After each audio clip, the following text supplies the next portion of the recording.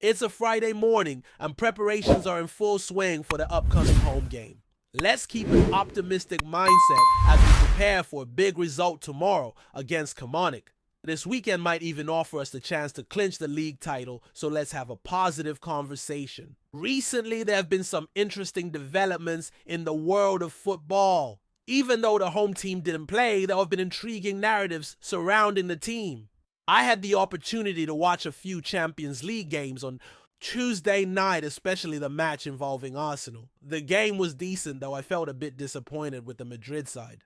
One of the standout moments of the evening was Thierry's impressive entrance. His arrival had a significant impact. Declan Rice also shone with brilliant free kick attempts. Additionally, I watched part of the PSG vs Villa match yesterday, and both teams delivered exceptional performances. They have become some of the most exciting teams to watch in Europe this season, making it the kind of final I would eagerly anticipate. This week, football has been subject to considerable criticism, and while there are valid points being discussed, it would still be exciting to see a clash between two top teams. The style of play has been quite refreshing. Unfortunately, a match in a particular European competition wasn't very enjoyable. Time was spent on a game that in the end didn't meet expectations. It's probably a relief that a supporter of a prestigious club didn't witness a recent game that was disappointing, as it was quite unsatisfactory. The football nights have been strange, haven't they?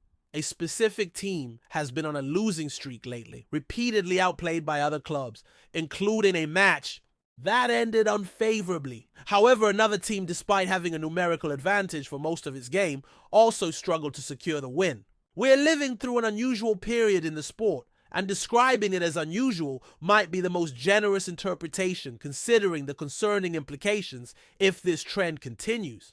Queen's Park managed to prevail, Motherwell defeated them, and St. Mirren also triumphed, but Athletic Club, which played with a man down for a considerable period, failed to secure a victory. It's a curious situation we're in, to be honest. Strange might be the more polite term, as it could be quite worrying in other ways. If the Rangers reach their goals next week, I didn't watch any of the games. I was absent and only checked the score when about 15 minutes remained and Google showed it as 10. I put my phone away and continued with what I was doing, feeling relatively content until I found out the goal had been disallowed. After that, chaos ensued and a penalty was missed. This situation feels very familiar for the Rangers in the Europa League, honestly. However, I've let that go for now because my focus is now on Carmela, which is exactly what we need at this moment. We're having a conversation, and I thought it would be relevant to mention this considering the Celtic supporters have been reflecting on the events involving the club this week. The situation has been relatively calm. We haven't received any updates or statements from the club recently. There's been no communication from you for quite a while, especially since the weekend. Joe's situation is quite unfortunate. I mentioned this to you at the start of the week after reviewing his appearances.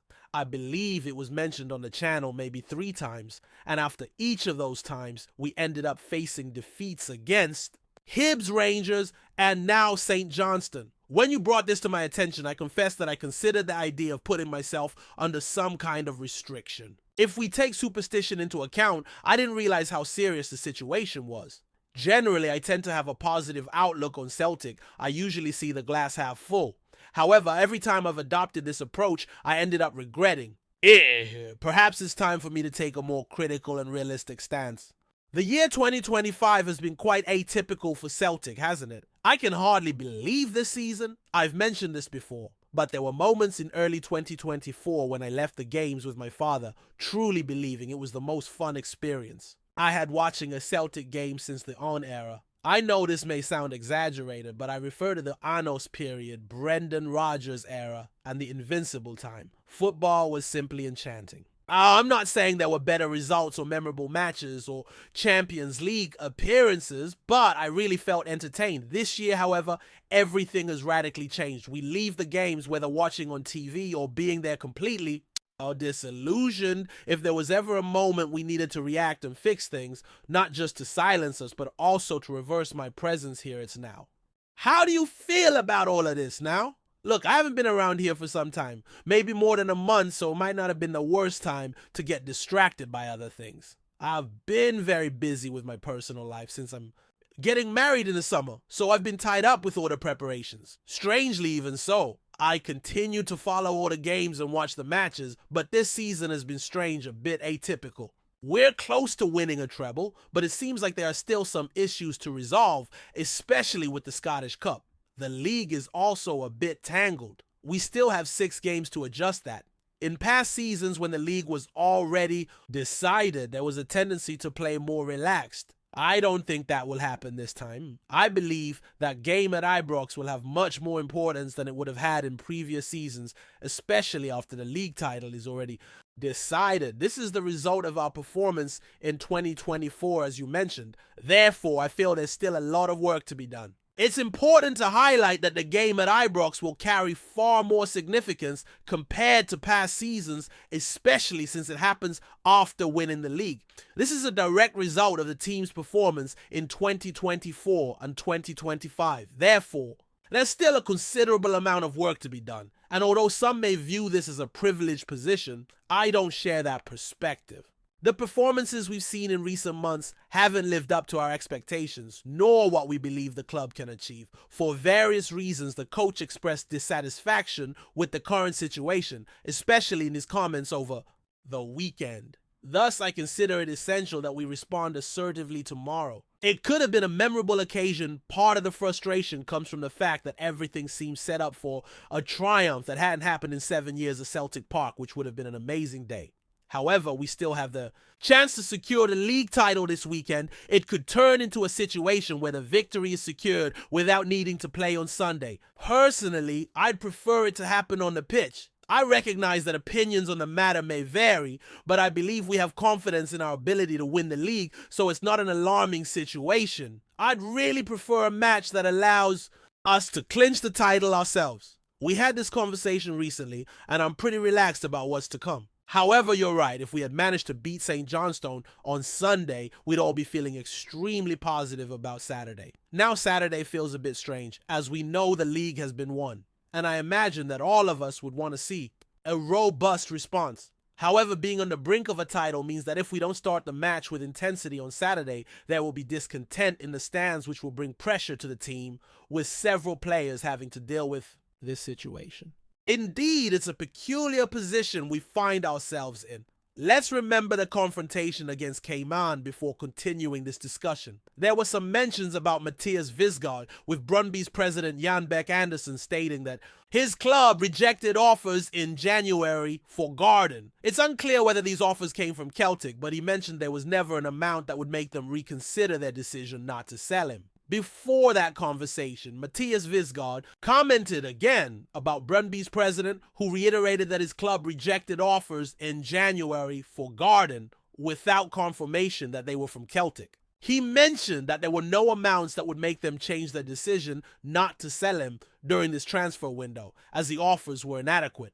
However, he hopes that when the right time comes for both the player and the club, this could become a reality. The plan was to keep him until the end of the season. We received many inquiries about him on the last and penultimate days of the transfer window, but there's a good dialogue with Garden and his agent about what they're trying to achieve together. The plan was for him to play in the spring when many big goals should be achieved, and after that it will be necessary to see what happens in the summer.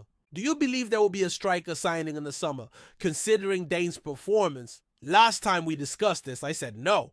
However, I don't want to be overly harsh with Damida, but in his own standards, he hasn't shown satisfactory performance in recent appearances. Last Sunday wasn't exceptional, and this becomes evident when Adameda came on and in a way broke the lines a few times, being the one who created a play for James Forrest, who ended up missing the chance. Maybe he hasn't made enough of an impact yet, and I noticed there's quite a bit of negativity aimed at him with opinions that he isn't changing the game.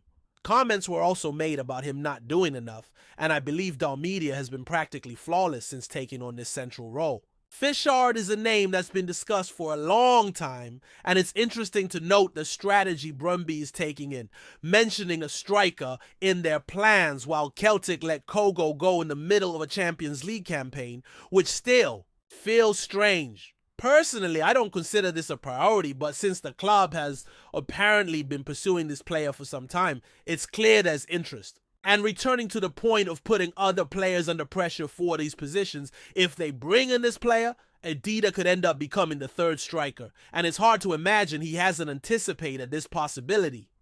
Celtic seems to have been eyeing this player for quite some time and is clearly showing interest. Returning to the issue of pressuring other players for these positions, a potential signing of him could make Adida the third option as a striker. It's unlikely that he foresaw this when it was discussed during the summer, so perhaps this could encourage him to work harder, push himself more, and make an effort to secure his spot in the team. I don't see any issues with this perspective. It may not be a priority for me, but as mentioned, any dialogue at this stage is valid as long as it turns into something more concrete. Has the recent drop in form of the group altered your view on how active we should be this summer? Undoubtedly, I believe that the depth and quality of the squad might not be as solid or balanced as we thought during the early rounds of the season. The fact that this situation has been ongoing for a while, while we were all preparing for clashes against Young Boys and Bayern, led us to accept many of the performances. But generally, I don't feel there's been a reconfiguration,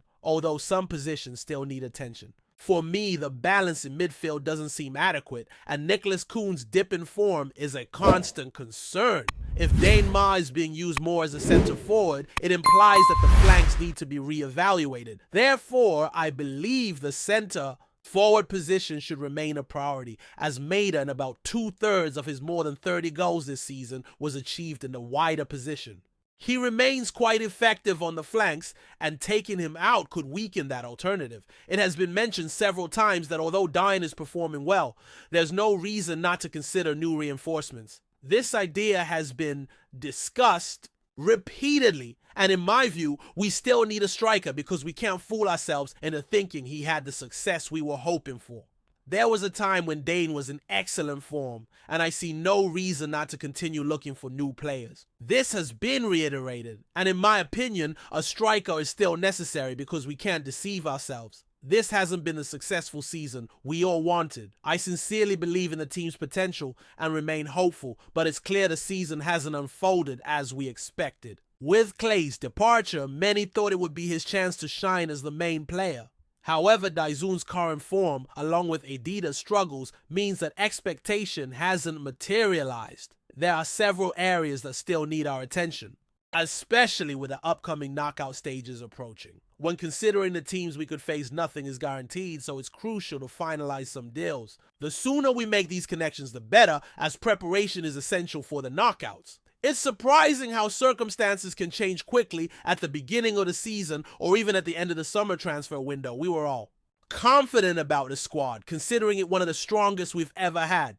Yes, we lost Kogo, but we brought in Schloop, and there was a general sense of confidence in the team after the Bayern match. I remember conversations about a need for stronger options on the bench as the substitutions made that day didn't go very well. However, there was a solid belief in the strength of the starting team. Fast forward just a month and a half, and we are reassessing our squad. Many players we trusted are now under scrutiny. For example, Nicholas Kuhn, with some opinions suggesting that if a 10 million offer came for him this summer, it would be accepted. This strongly contrasts with discussions at the start of the season when Kuhn was considered a player with the potential to be worth £30 million.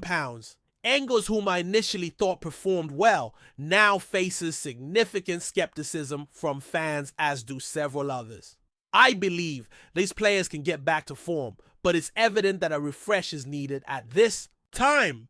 There's intense debate about the possibility of a player becoming our next £30 million signing, while another athlete whom I consider to have played an adequate role now faces doubts from many. It seems that several players are being closely scrutinized, and while I believe they can turn things around, it's essential to rejuvenate the squad in the upcoming summer window. One player will certainly contribute to this, but there are several athletes whose positions seem guaranteed. What's worrying is the mentality of some players on the field. Recent comments from the coach, which almost question their commitment, certainly make us reflect on this. The fact that a player is being repeatedly substituted, especially at halftime in specific matches, raises questions about his focus. We don't know what's happening behind the scenes, but the visible decline since the match against a significant opponent makes us wonder if he feels his responsibilities for this season have been fulfilled. He had his moments in Europe, showed his talent, and now we're left questioning. I would like to believe that this is just a negative phase, although it's already lasted quite a long time. Many fans probably think it's the right time for his departure in the summer, which would benefit all parties involved. Therefore, we can expect some changes in the squad. One player is certainly on his way out, and regarding the defenders, there was a time when we confidently said we had reliable options, making it difficult to choose between three strong candidates. However, suddenly recent performances have left us with few alternatives, and one player hasn't shown his best football. Therefore, it seems that many changes will be necessary this summer. However, as previously mentioned, there are still reasons to remain hopeful. The recent period has highlighted that the squad really needs an upgrade. Additionally, I noticed the club is looking for an analyst for the first team squad. If anyone is interested in returning to the club in a role linked to the chief analyst position, there is a vacancy available for a first team analyst. I've been working and noticed an online opportunity. Did you spot it? The club is looking for an analyst for the first team squad who will work closely with the coaching staff. The job description indicates that the organization is currently seeking an analyst who will report to the chief analyst. This role is essential in providing strategic and tactical insights that will assist the coaching staff and players, thereby enhancing on-field performance. Some of the responsibilities include gathering, organizing, and presenting match data, performance statistics, and video footage. The analyst will also be responsible for creating visual presentations and conducting meetings to anticipate upcoming opponents before each match, as well as traveling to observe future rivals live when necessary. It seems like an interesting job, and to be honest, I'm considering applying. If I decided to go down that path, I might risk my reputation on this channel by transferring to the club, so it might be wise to avoid this idea. Returning to the earlier point about the team's mentality, it seems that the arrival of a new analyst could benefit the overall atmosphere behind the scenes. I remember being quite favorable to a certain player and questioning the criticisms directed at him for his recent performances. I did in fact participate in that criticism and wonder if the situation is as severe as it seems. This player started the season exceptionally well, but during a match against another team, the coach mentioned that some players weren't fully focused, though he didn't specify names. He was substituted at halftime, and if disinterest is an issue or if there are other underlying problems, it's truly frustrating. He hasn't earned enough to justify that kind of attitude, to be honest.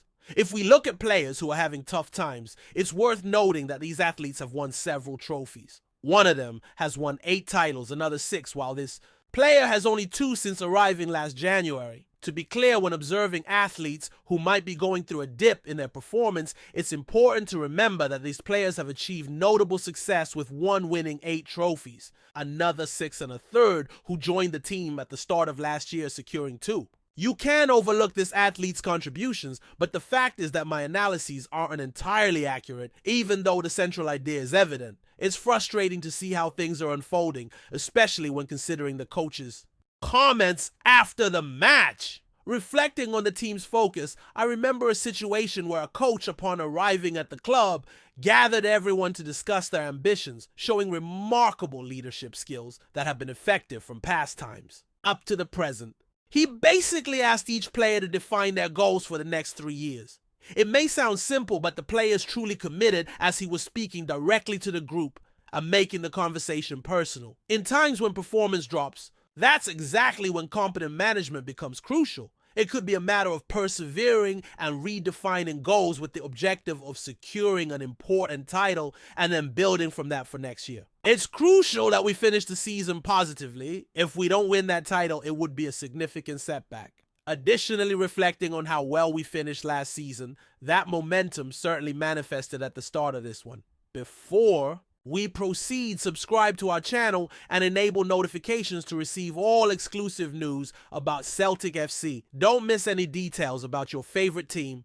It's extremely important for Celtic FC fans.